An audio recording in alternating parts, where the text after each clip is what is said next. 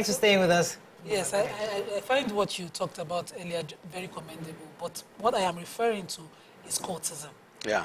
You know, and the worrisome thing is that they make arrests in the morning and you see the boys in the evening strolling around. What exactly can be done to ensure that we take this menace off the streets so that people can walk freely again? Yeah, like I said, revolutionary tactics are not discussed in public, but I can tell you that... This is not a matter of the issue of herdsmen and all of that coming in the bush, those are revolutionary. What you need to do with courtism is, prosecution, conviction, and mindset changing. We can't have every 20% of our youth in Edo thinking, it's even a joke. You know, there are skits. You born Curtis, you born, those, I just don't want to, those negatives are popularized. What exactly, I'm driving towards a goal. Every environment has its peculiar setting. Every environment, every state has its peculiar setting. What is good for the other side may not be the same method that is good for your state. And that's why I don't want to disclose too much. Yeah. I don't want to disclose too much. To deal with cultism is something we can handle. We can handle it. I've made some suggestions before. We can handle it. And when this thing was coming up, some of the suggestions I gave, the CP then worked with it and were able to bring it down. Now we need to just improve on it and consistent monitoring. We know they have records of the heads of various cultist groups. They have all of them. And so in line with what they have faces. They have faces. So you can deal with it. Really. Okay, because of time, let me just try because we have a lot of questions I want to ask you. You said something earlier that being a politician, experienced politician, and you rather lead from the front and not from laptops and stuff like that. But there's a school of thought that believes that for you to really make substantial progress in states, you need to create jobs. Yeah. Creating jobs is not just doing the political governance. No. It's more of attracting investors. Yeah. How do we do to build the economy, which it seems to some people, school of thought, that Obaseki has been able to attract foreign interest into that state. So many will believe that a technocrat being a governor, and maybe a politician being a deputy governor, is always a better combination to drive a state. So maybe it could be one of the reasons why Obaseki believes that, listen, I need a technocrat who is going to create jobs, who can actually continue the work I'm doing, not another politician that will be focusing on, okay, I'll talk to the Obas here, how to just, get everybody happy and, could that be a reason, or do you believe in that combination? Yeah. That's why I say that every state has its peculiarity. Edo will not welcome any technocrat now.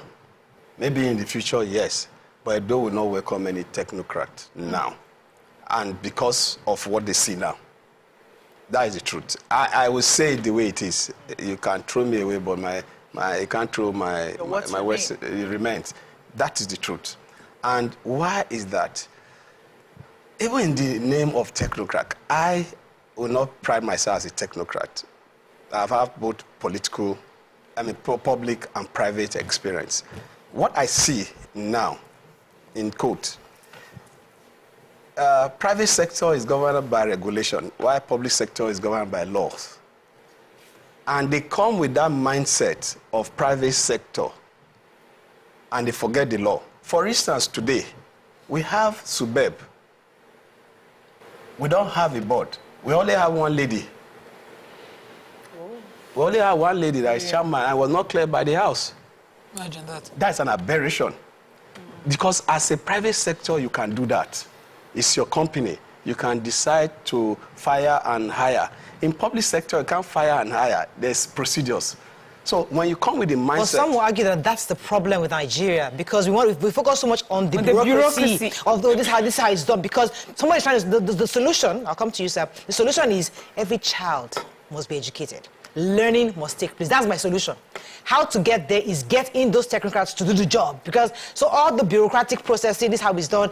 Those are political considerations that Nigerians really don't need. Let me tell you, I handle sports in Edo State. I handle sports in Edo State. And the bureaucracy of government you cannot run sport with bureaucracy of government. When I got there, I discovered that the problem of sport was government bureaucracy. Yeah. And the governor has said, we want to make Edo a sporting hub, and you have experience, go and do it. So it's my lot now to find a way out of this bureaucracy and still make sure I maintain standard. Okay. And what did I do? I reorganized the financing. I reorganized the system. So from my office to the list person, if I need anything approved, same day or within 24 hours, the people that needs the fund, we get the fund. So bureaucracy is how the head decides to make it efficient, that it will be efficient. So bureaucracy of government is meant to create a system where there's accountability and there's no fraud. And that's why in private sector, you can cut the chain in your transaction. In public sector, no matter how you attempt to cut chain, the system still have the records. You are still in the executive. Why is the House of Assembly of Edo State not talking about this?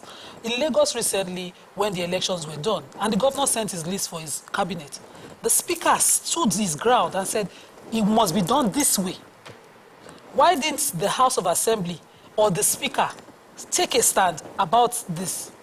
Yeah, every house has its own system and peculiarity. When I was in the State House of Assembly, we have engaged the then governor, both Osumbo and Governor Oshiomhole, and we have said no to this, no to that, and we come, we discuss, and some of those things we say no to. The see reason why we say no. So if this house decides that everything that the executive bring goes, is their own system. That's what they've adopted. Acting like a rubber stamp. I don't know, but that is what they have decided. So I don't want to speak about it. I think the speaker will be better to answer that question, because for me, I can speak about our own assembly, how effective and efficient that assembly was. And sometimes the comrade even commended us for insisting. Because some of this thing is to make the system work. It's not just rubber stamp anything that comes. You must be able to engage. Through that engagement, even the person saying you should do certain things will not see reason why you should not even do it. And I'm from the school of thought, from my activist background, from church, where issues are discussed, superior ones have their way. Okay. So, sir, let's go back a bit. You know, you talked earlier about having to disagree with Oshiomhole just to be on, you know, in this government with Obaseki and support him. What were the qualities you saw in him that made you want to be part, or agreed, because you said you were persuaded, agreed to be part of his government? Yeah, one of the things you must give to the governor, that we must give to him, was his ability to reorganize the finances to the extent that we can pay salary as and when due. It was part of the thing Oshiomhole told us, that when we bring him, he will be able... Oshiomhole saw a recession coming, and I said he needed an economist. That was one of the things he used in convincing us. He didn't bully us. He didn't intimidate us. He didn't stop any salary or anything. He had a conversation with us. We had more than 10, 15 conversations before we now agree to support Obaseki. And one of the things he said was that he will want somebody that will be prudent in management of resources and be able to bring capital in. And one thing he said, that he wants somebody that can sustain civil service salary without defaulting. So he was able to do that. Till today, he has been able to do that. You understand? So that's one of them. The other one was our effort to deal with the issue of basic education. Oshiomhole builds infrastructure, red roof everywhere, but the content, we brought the content in this one. So then we reorganized the one of the major problems we also had with Comrade was we organized the tax system. We came to Lagos to understudy Lagos.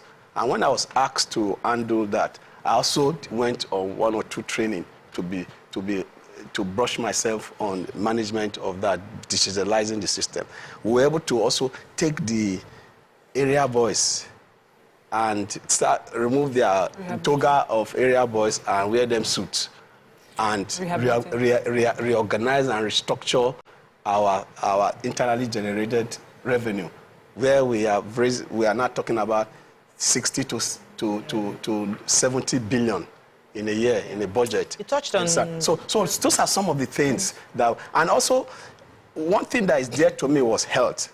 Health. I've always each time I go to UBTH or Ira Specialist Group, we have the Health Foundation, and I see the crowd that I see there, I feel no. Tertiary institution, health institution should not be the first point of call. Okay. We should be dealing with primary health. Yeah. And by WHO standard, 3 kilometers to every neighborhood to your house, there should be a health center. That should be the first point of call. And I saw the governor also thinking in that direction. Yeah. So those are some of the qualities, and those are some of the areas I'm going to deal with and improve. Talk about basic education, because I know that Edo was one of the places that even us in Lagos State studied to see how you're doing. Yeah. What's the success of Edo Best? Or do you think it's something you're going to continue or stop? No. I will continue with Edo Best with practicalizing almost everything that we have done. There are some hiccups, which definitely, but continue to Edo Best. I'll take it to the next level.